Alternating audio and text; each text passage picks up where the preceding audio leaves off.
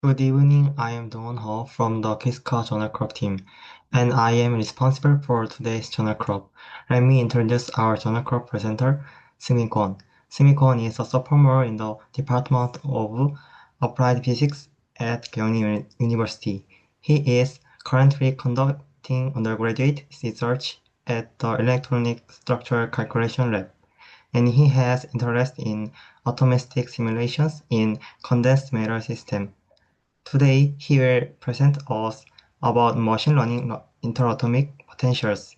His presentation is based on the paper A Particle Guide to Machine Learning Interatomic Potentials published by Jacobs et al. In 2025. Then let's welcome Seungbin Kwon to the stage.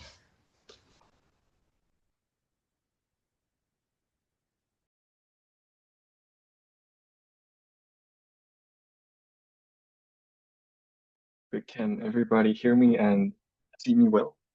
See this presentation?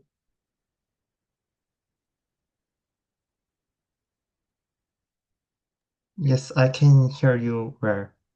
Okay, thank you, Dongwon-ha, for the great introduction. And I'm here, I'm Seungbin Kwon, as Dongwon-ha introduced, and I'm here to tell you about machine learning interatomic potentials today. Okay. So I'll first talk about why we need to use machine learning interatomic potentials. I'll call them MLIPs from now. And what are they? And third, if we have time, we'll talk about the practical workflow, how to train one. So let's talk about why do we use MLIPs. So the conventional approach to molecular dynamics is based on two perspectives. First is ab initio molecular dynamics, and the second is physics-based potentials. So ab initio performs molecular dynamics by doing density functional theory calculations every time step.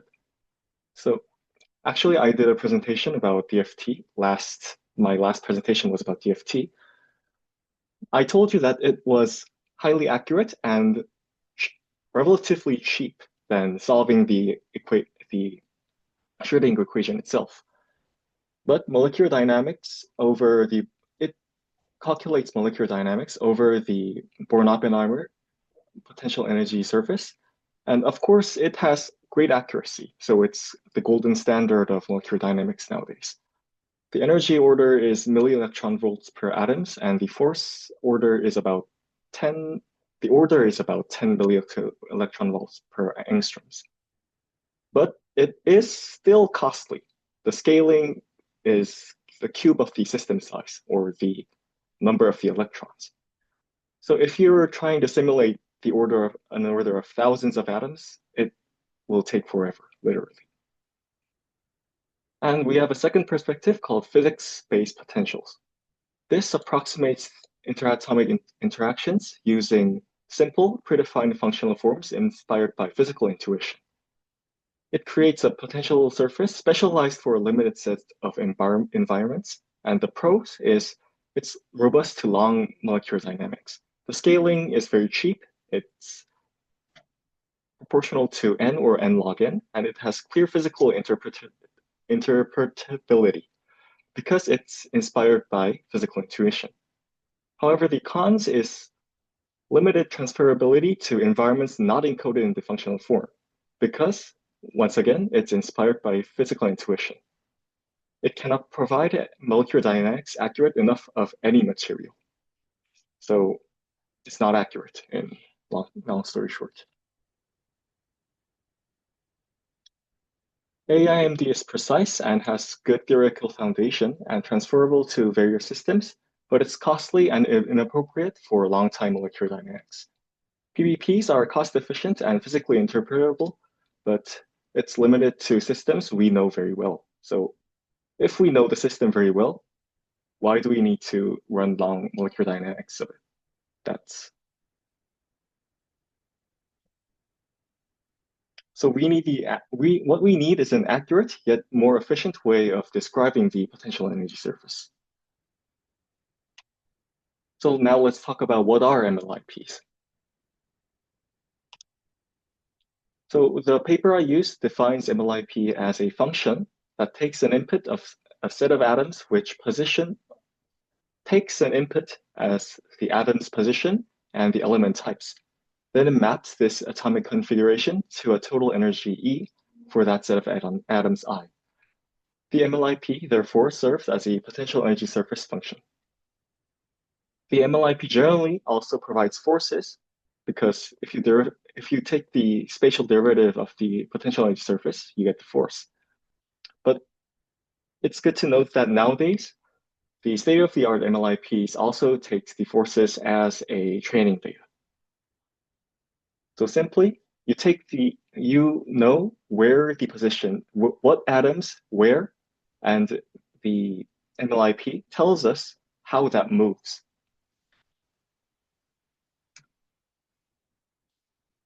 So how does MLIP differ from AIMD and PBP? PBP, let's only talk about MLIP here. MLIP's approach is data-driven, and its accuracy it approximates to AIMD. Its costs are orders of magnitude faster than AIMD, about 100,000 times faster. Yeah, about 100,000 times faster. And it's easy to improve because if you just add more training data, it will fit to that training data and it will become more accurate. However, its limitations it requires a high quality data set.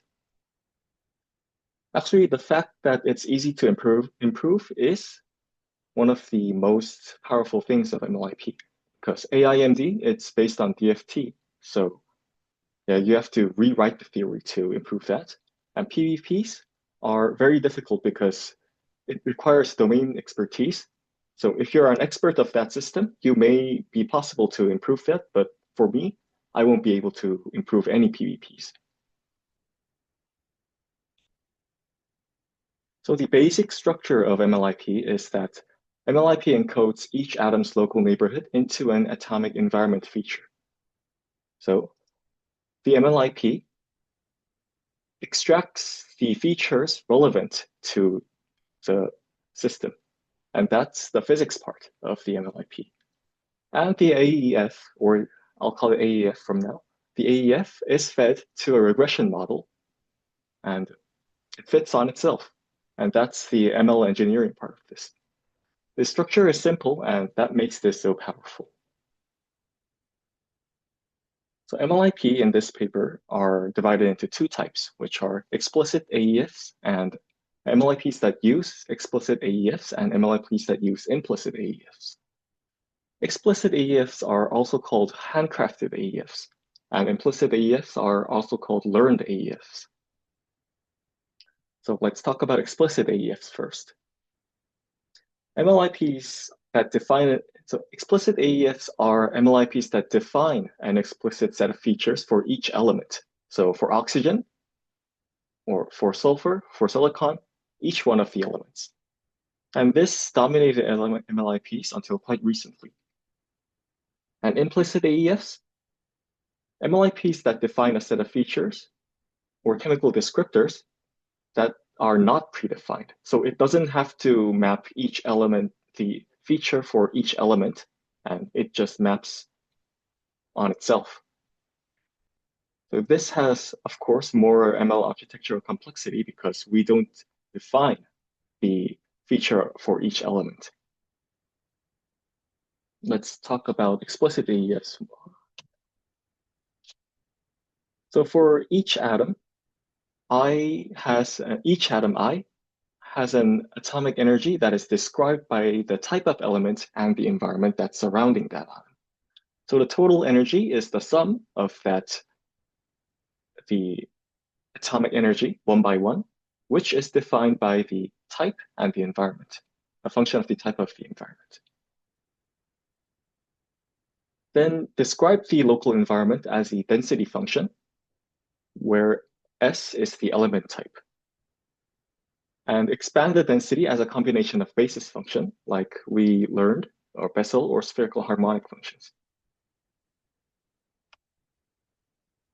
Now, you might wonder how symmetry is considered in explicit AEF MLFFs.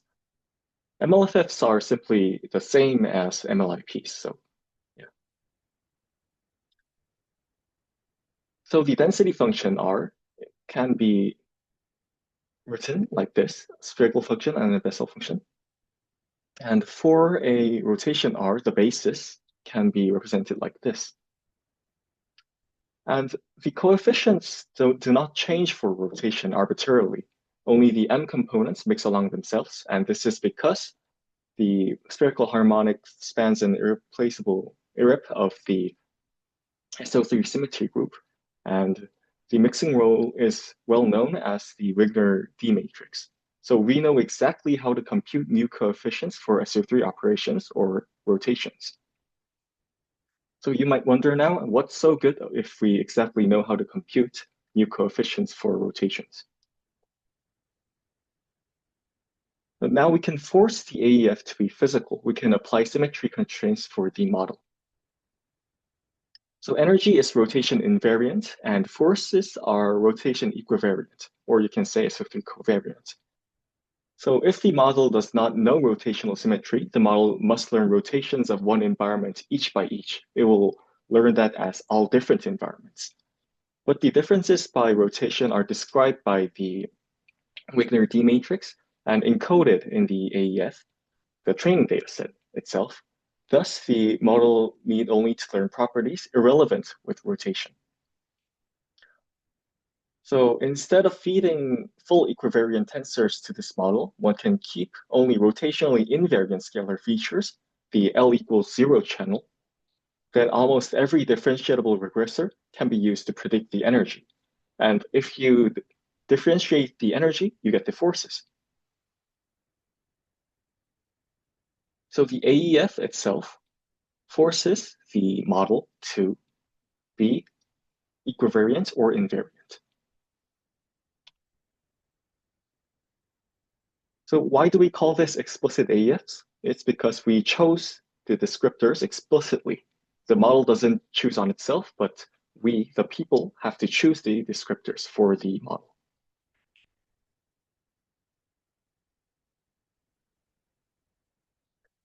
And the explicit AEF is most effective when it respects the symmetries of materials, which typically include permutations, translations, and rotations.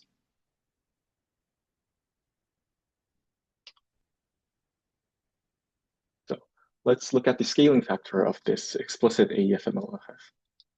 So let n be the number of basis functions used to expand the environment density rho for a single element, for example, oxygen, sulfur, silicon, lithium, or anything, for an element. And let S be the number of the elements. Then the total one-body basis from a target for a target atom will be the number of basis functions used to describe the density for an element times the number of elements. This is quite straightforward. And the number of sites coupled by the tensor product, let that be V. Then you couple these one-body bases, so it scales as a power. So if you want to describe two-body interactions, then you get the square. And if you want to describe three-body interactions, you get the cube. And if you want to describe higher order correlations, then the power gets on bigger. So the number of elements is inside the power.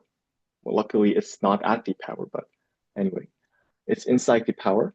So it's impractical for systems with diverse elements.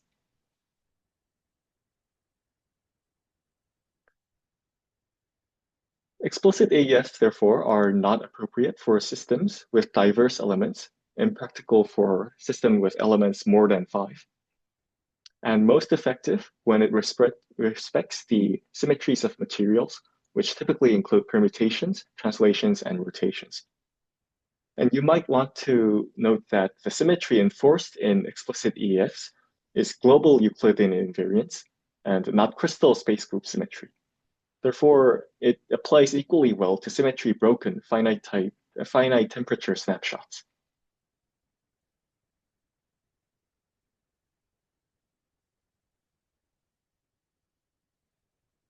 So the idea is we don't want to pay all the cost for S elements. And we embed the each atom into fixed dimension vectors. So we don't classify all atoms by its species now. It is encoded into a fixed dimension vector called a feature vector. So the paper tells us they do not know exactly why this works very well, but it's likely because the properties of different elements are not independent and their interactions in subclusters inform their more complex cluster interactions. So simply, it tells us that it's likely due to correlated chemical space or a low rank. It maps into a low rank structure.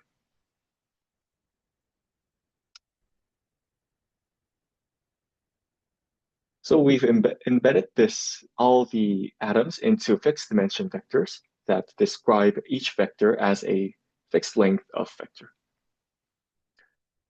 And some explicit AEFs use this method too. So this can't be the definition of AEF MLFFs and implicit AEF MLFFs. Rather, the definition of an implicit AEF MLFF is a model that during fitting, it updates the network parameters that generate the feature vectors. So the AEF becomes a learned function of the local environment. And the AEF is updated via graphing neural networks, or you can say message passing neural networks. So what is a graph neural network? So let's say we have a system that looks like this. Then these two are within the cutoff radius. So you can say that it's directly related to this atom we're interested in. So then one might wonder, if doesn't these two atoms, do these two atoms don't affect this atom's environment? Well, it doesn't affect directly, but since these two atoms are related, no, this atom is related to these two atoms. So say here, this atom is related to all atoms, right? So these atoms can pass its message to this atom. Therefore, it can affect the atom that we're interested in here. So it can include long-range interactions. And a message passing neural network is a type of graph neural network, and it uses an aggregating function when it combines the messages from the neighbor nodes.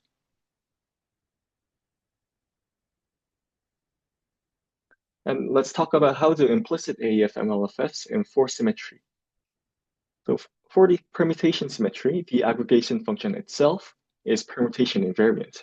For example, it uses sum functions or mean functions. I don't know if it's right to call them functions anyway. The function itself is permutation invariant. If you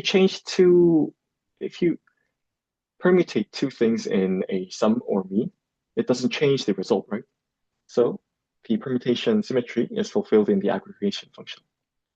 And for translation symmetry, it uses relative position vectors to describe positions so that it doesn't affect translation symmetry.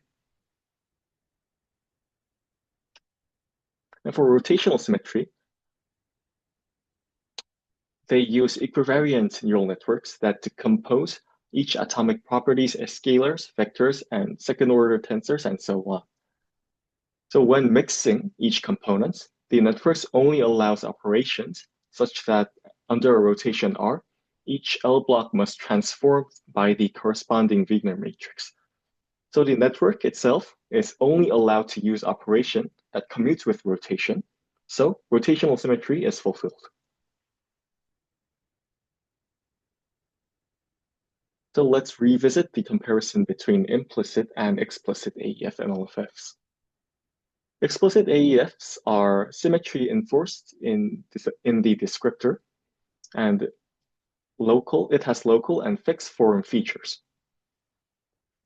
And implicit AEFs have learned atomic environment features, and symmetry is enforced by the architecture of the model, or learned via data. So local features, and also it can include multi-hop context via message passing, like the example I showed you. So let's think of a carbon block. So they're all carbons. So at explicit AEFs, all carbons are treated the same because the species are the same. However, in implicit AEFs, surface carbons and the bulk carbons are treated different because their surrounding environment is different.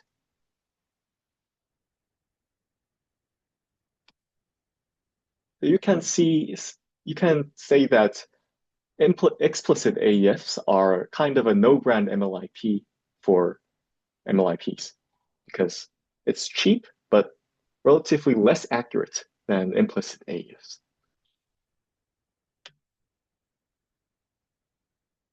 But nowadays, explicit and implicit AEFs are kind of unified. So an example of explicit AEF is ACE. And ACE looks like an explicit AEF since it used graph ACE basis functions as a basis set. However, using many basis function leads to exponential cost increase.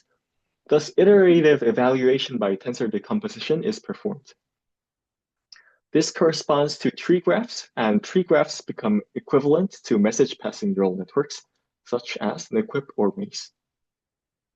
So when we do iterative evaluation for ACE, we recover to implicit AEFs.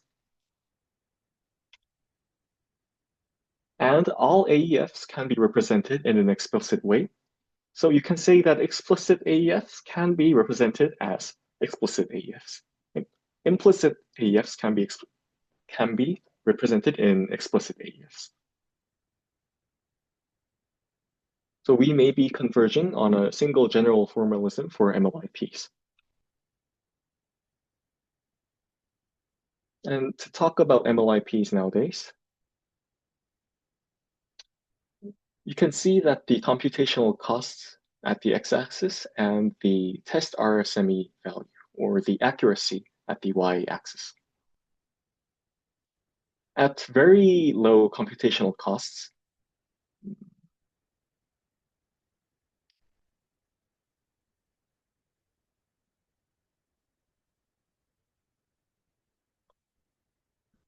at very low computational costs, the explicit MLIPs show low accuracy compared to physics-based potentials. However, if you go to reasonable yet very fast computational costs, it outperforms almost every physics-based potentials. And this is the RSME value for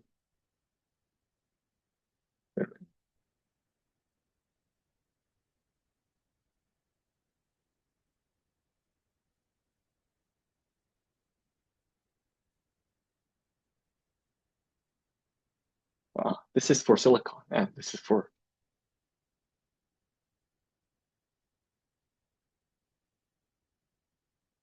so compared to DFT or AIMD, the timing for DFT state-of-the-art codes is 10 to the cube, 10 cube seconds per atom per step. But for MACE, which is a implicit AEF, its timings are about 0.042 to the power of -3. So it's about 10 to the power of 6 times scaled faster than AIMDs. It's very fast and very accurate.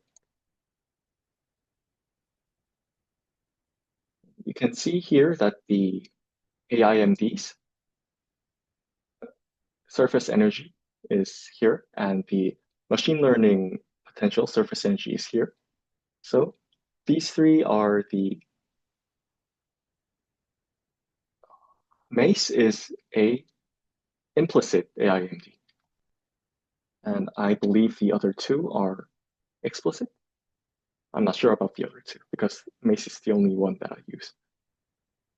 So if the points are closer to this line, it's better, right? And you can see that it's very close to this line. It predicts energies and forces very well.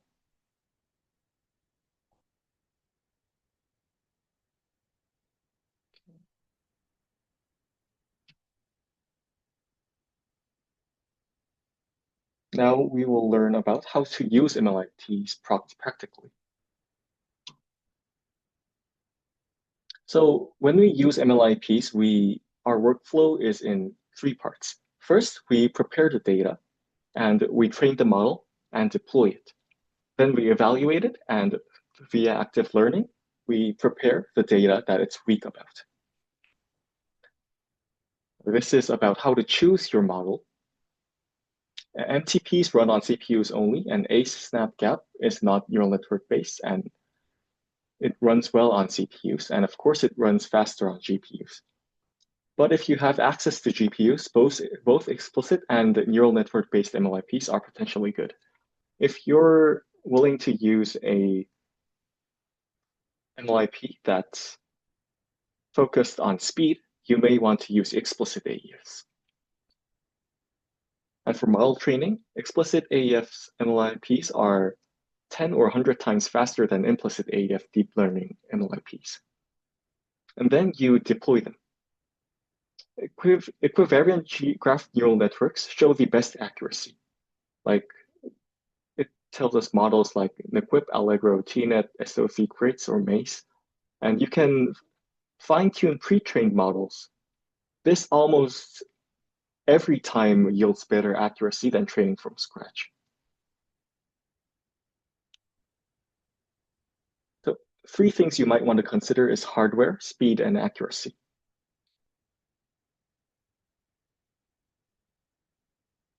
Oh, that's the same. Anyways, let's move on. So fitting pre-trained potentials saves significant amounts of time, and pre-trained targeted MLIPs for specific systems can be found at NIST or OpenKIM. Or you can use pre-trained potentials of universal MLIPs. So what are universal MLIPs? Universal MLIPs are MLIP models that can explain data of about 89 species. You can use it to any environment or any system you're interested in that consists of that 89 species.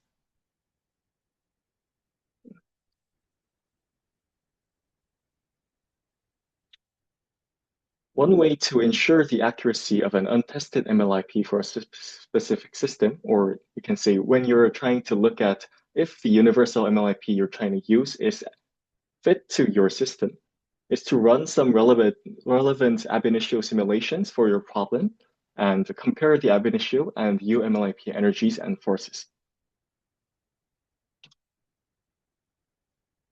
And you will apply UMLIPs to problems that can easily detect failures and are not overly sensitive to failures.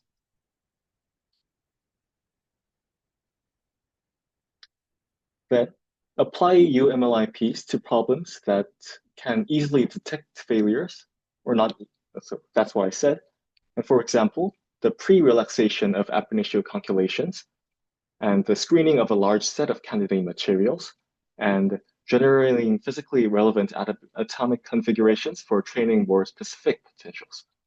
So you might not want to use the UMLIP for DFT level calculations initially because you don't know if the UMLIP is fit for your system.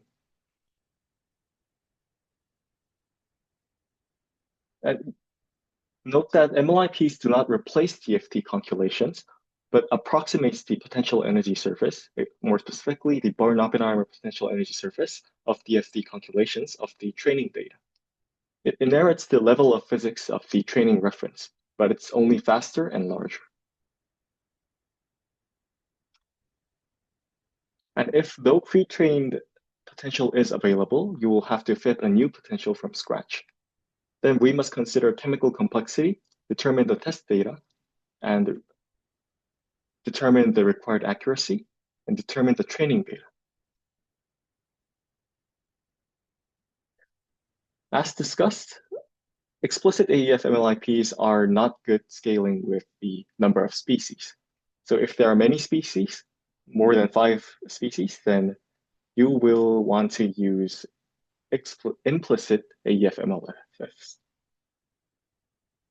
So recent attempt by the paper's author to fit an ACE, which is an explicit potential, to a 12 species system of chloride salts with 3,500 training data, which is not so much, using a V100 GPU, did not even start. So, long story short, don't use explicit AEF MLFs for more than 5 species. And you will determine the test data. When determining test data, you can think of 2 methods, like random cross-validation or k-fold cross-validation. Both are reasonable if the data is not highly correlated. And if it's highly correlated, these random cross-valid approaches will only yield overly optimistic results. And by high chance, your data will be highly correlated because when you generate the data, you will use continuous ab initio molecular dynamics trajectories or small perturbations to existing structures. Then how do we make a good balance? You can generate structures from different conditions, for example, different temperatures or a molecular trajectory from a much later time than the training data. And you can generate data from conditions close to your case or rare events. So, for example, say I want to model a lithium diffusion at low or room temperature. But lithium diffusion is so slow to see by AIMD at low temperatures. Thus, training data will be generated at high temperatures where many lithium hops occur. So a good test set will be run AIMD at low temperatures, and you will select the frames that show lithium hopping and perform DFT single point calculations at those frames, and that will be your good test data.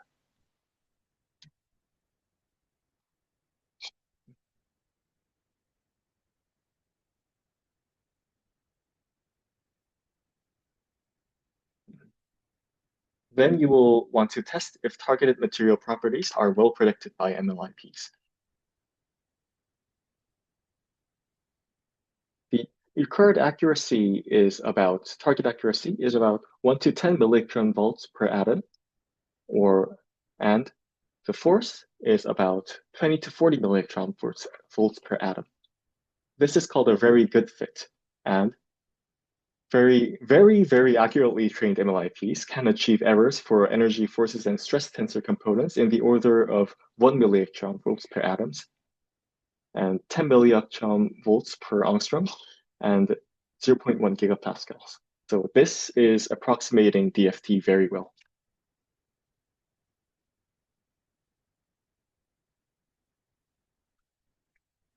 You might want to note that MLIPs are at best AIMD accuracy.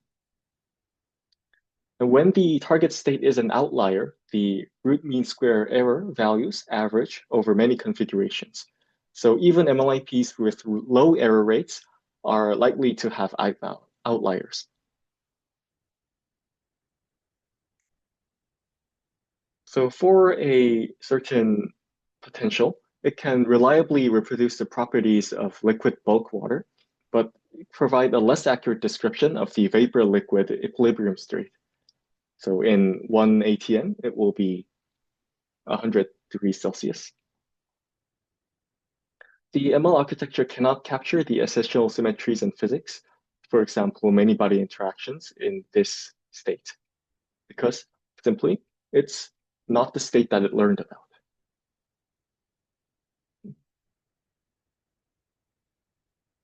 So let's move on.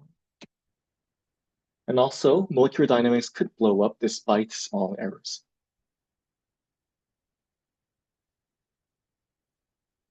The molecular dynamics becomes unstable because the energies and forces are, at least during some parts of the simulation, not changing slowly, but changing very rapidly. So we call that the molecular dynamics is blowing up.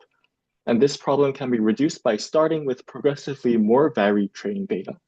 And it can also be reminded by running ab initio calculations when the MLIP simulation is observed to blow up. So just before it blows up, call the ab initio calculations and run for a short time, then deploy the AIMD again.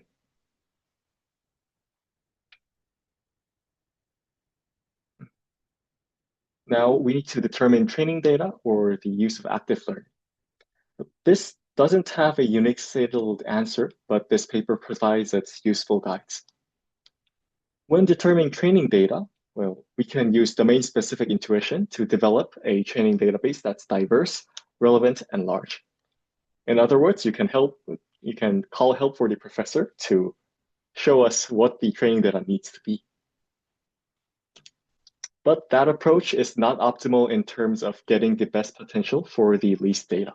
And it's not readily automated and thus will not scale well to MLIPs that are targeting many elements and many kinds of physics all at once. And this is where active learning kicks in. So what is active learning? So when you make an AIMD model, it estimates the error. And if the error is very high, you will call the DFT and make similar frames and feedback that into the training set. And when using active learning, it shows much lower RSME values.